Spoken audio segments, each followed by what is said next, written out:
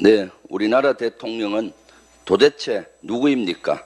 윤석열 정권인지 김건희 여사인지 헷갈릴 정도입니다. 김건희 여사가 지난 총선 때 공천에 개입했다는 의혹이 제기됐습니다. 보도 내용이 상당히 구체적입니다. 김건희 여사가 한 국민의힘 의원에게 지역구를 옮기면 대통령과 맞춤형 공약을 마련해 지원하겠다는 제안을 했다고 합니다. 실제 윤석열 대통령은 민생토론의 명목으로 전국을 다니며 노골적으로 총선에 개입을 했습니다.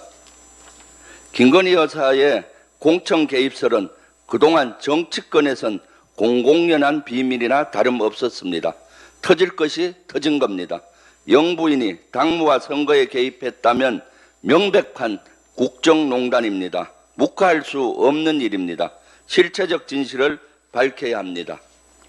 부산의 한 공사장에서 추락한 노동자가 수술할 의사를 찾지 못해 숨졌습니다. 윤석열 정권이 낳은 참사입니다. 의료대란이 낳은 비극입니다. 고인의 명복을 빕니다. 이런 가운데도 아주 상반된 사건이 세간에 드러났습니다. 의사 출신 국민의힘 의원의 뒷배를 활용해 수술을 받은 사례가 나왔습니다.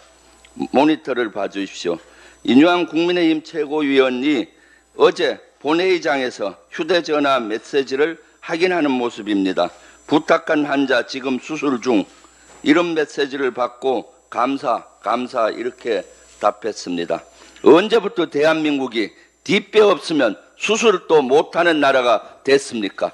언제부터 대한민국이 뒷배 없으면 죽는 나라가 됐습니까? 청탕금지법 위반은 아닌지 조사가 필요합니다.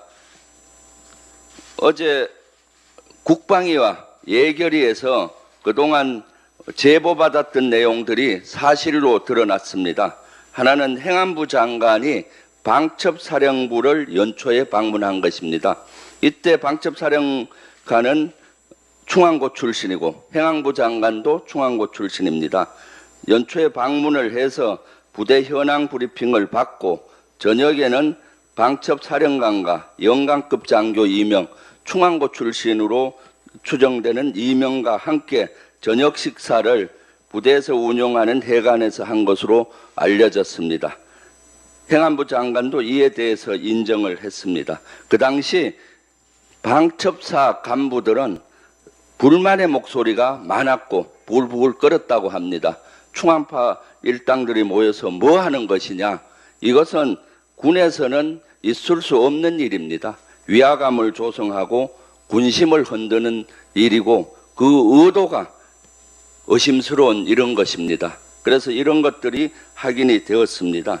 그리고 또한 김용현 국방장관 후보자가 경호처장 시절에 경호처장 공관에 3명의 핵심 사령부 사령관, 특전사령관, 수방사령관, 방첩사령관을 불러서 모임을 했다고 합니다.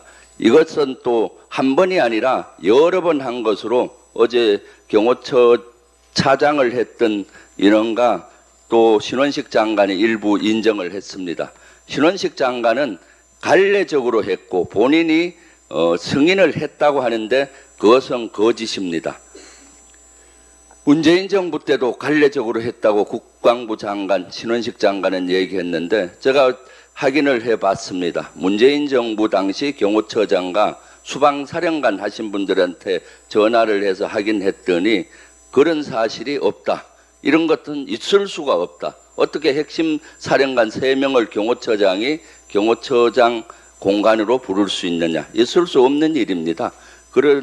그렇게 답변이 있었고요. 그러니까 이런 것들이 그동안 여러 가지 제보 내용이 사실로 되고 있습니다.